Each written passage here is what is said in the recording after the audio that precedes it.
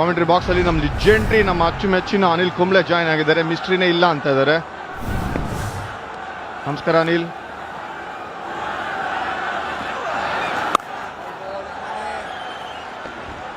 ನಾನು ಕಾಯ್ತಾ ಇದ್ದೆ ಇವ್ರು ಬೌಲಿಂಗ್ ಮಾಡ್ತಾರೆ ಅಂತ.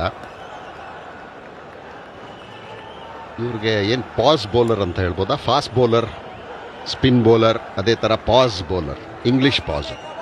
ಇಂಥ ವಿಚಿತ್ರ ಅಂತ ಅನ್ಸುತ್ತಲ್ವ? ನೀವು ಯಾವತ್ತಾರು ನೋಡಿದ್ರಾ ಮಾದನ್ ಪಾರ್ಕಲ್ಲಿ? ನಾನಾ ಇಲ್ಲ, ಈ ಥರ ಬೌಲರ್ ಯಾರು ನೋಡಿರಲಿಲ್ಲ. ಅನ್ಯೂಶುವಲ್. ನಿಮ್ಮ ಟ್ರಿಗರ್ ಮೂಮೆಂಟ್ ಬ್ಯಾಟಿಂಗ್ ಏನಿರುತ್ತೋ ಸ್ವಲ್ಪ ನೋಡಿ ಕಾಯ್ಕೊಂಡು ಆಡಬೇಕು ಅಷ್ಟೇ. ಪ್ಲಸ್ ಪೇಸಲ್ಲೂ ವೇರಿಯೇಷನ್ ಇದೆ ಅವರು.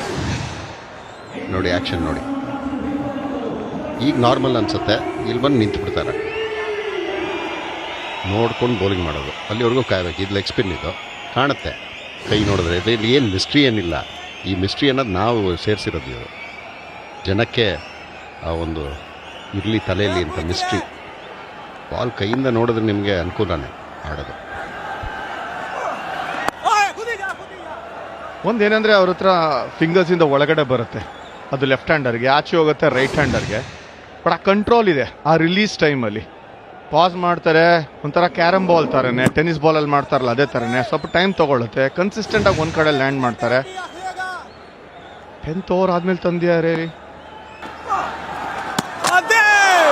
ಚೆಕ್ ಮಾಡಲಿಲ್ಲ ಕೈಯಿಂದ ಅಂತಂದರೆ ಸ್ವಲ್ಪ ಟೈಮ್ ಆಗುತ್ತೆ. ನೀವೇನೇ ಸಿಮ್ಯುಲೇಷನ್ ಮಾಡಿರ್ಬೋದು ನೆಟ್ಸಲ್ಲಿ, ಬಟ್ ಟೈಮ್ ಆಗುತ್ತೆ ನೋಡೋಕ್ಕೆ. ಖಂಡಿತ ಟೈಮ್ ಆಗುತ್ತೆ. ಇದರಲ್ಲಿ ಇನ್ನೊಂದೇನು ಆಪ್ಷನ್ನು ಅಂದರೆ ಕೈ ನೋಡಬೇಕು ಸರಿ. ಅವ್ರು ನೋಡಿ ಇದು ವೇರಿಯೇಷನ್ಸು, ಒಂದು ಲೆಗ್ ಸ್ಪಿನ್ನು, ಗೂಗ್ಲಿನೂ ಮಾಡ್ತಾರೆ ಅಲ್ಲಿಂದನೇ. ಅದೇ ಇವಾಗ ಮಾಡಿದ್ದು ತಿಲಕ್ ವರ್ಮಾಗೆ. ಆಮೇಲೆ ಆರ್ಮ್ ಸ್ವಲ್ಪ ಕೆಳಗೆ ಬರುತ್ತೆ, ಅಂದರೆ ಏನು ನಿಮಗೆ ಅವ್ರ ಹೈಟ್ ಇದ್ದಾರೆ, ಬೌನ್ಸ್ ಕಡಿಮೆ ಆಗುತ್ತೆ. ಆಮೇಲೆ ಕ್ವಿಕ್ಕರ್ ಬಾಲ್. ಸೊ ಇದು ಅವ್ರ 4 ವೇರಿಯೇಷನ್ಸು. ಎತ್ತರ ಇರೋದ್ರಿಂದ ಅವ್ರಿಗೆ ಟೈಮ್ ಸಿಗುತ್ತೆ